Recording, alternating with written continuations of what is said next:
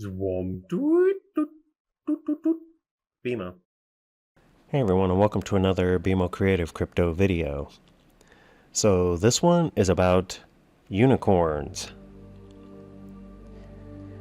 In mythology, a unicorn is an animal with a single horn in the center of their head, especially the forehead, and grows there naturally. That's about it. Beyond this, it is hard to define a unicorn. A multitude of different unicorn species populate the mythology of Europe, Asia, Africa, and other parts, and has many names all over the world. The Re'im, which is the Hebrew animal mentioned in the Bible that was often used as a metaphor for strength, the Qilin, is a Chinese creature that is sometimes called the Chinese unicorn, combined body parts from several animals, and was perhaps the smallest unicorn. I thought it was odd that the descriptions say that its horn was short, soft, and said to be harmless. The bow horse is also another Chinese chimera horse with a single horn, an ox tail, and a large white body, which is very similar to what I think unicorns were, but let's move on. The Thakara of Persia was a giant donkey with a single horn growing from its forehead. It had only 3 legs, but 6 eyes. And there are many other names. The earliest descriptions of unicorns seem to be the ones spoken of in myths from India. It's as far back as I could find. It was said to live in inaccessible mountainous terrain, such as the mountains of Tibet. This animal seemed like a wild donkey or antelope with a single horn. Again, very similar to what I think they were, but let's move on. Because of the single nose horn, believe it or not, rhinoceros are often called a unicorn because it technically fits the requirement of having a single horn centered on the head. But it does not look like the general type of unicorn that the largest number of myths have focused on in paintings and drawings and descriptions.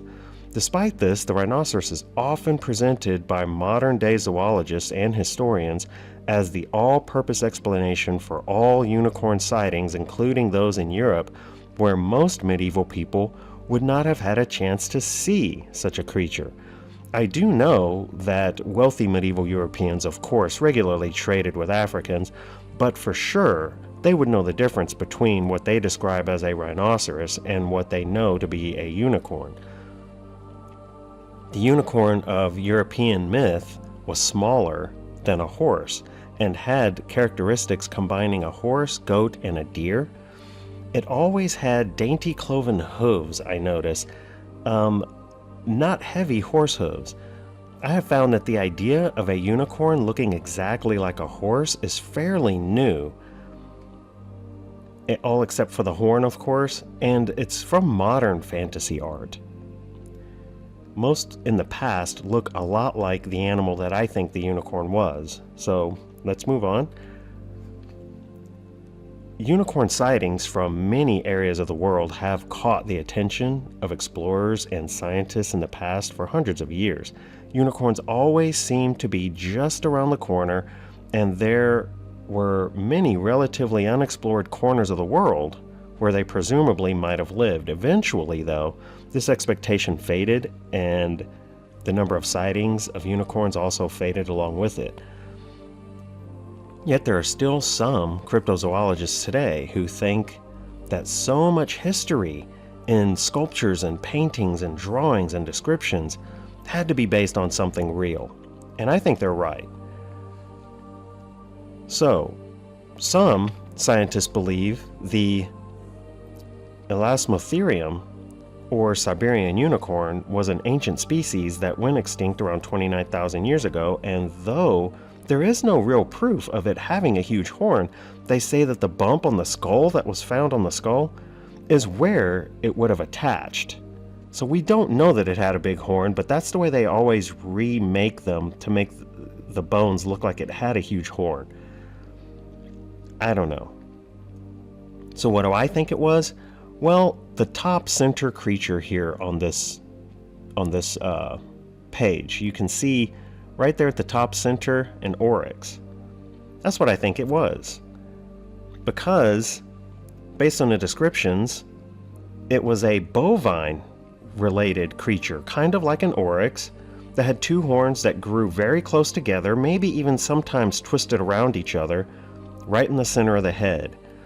So that's what I drew. The reason I think it was bovine-related is because of the magical powers the horn was said to have, which today we would consider nutritional and medicinal abilities, and cow horn or bovine horn have these abilities.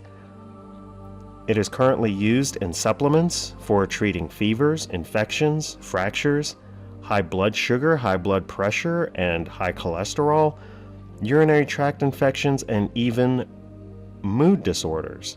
So the creature may have been captured and used for food, the horn ground up and used in medicines, quote unquote magic, and also as pets until they got to be big and unwieldy, and so they would kill them at that point.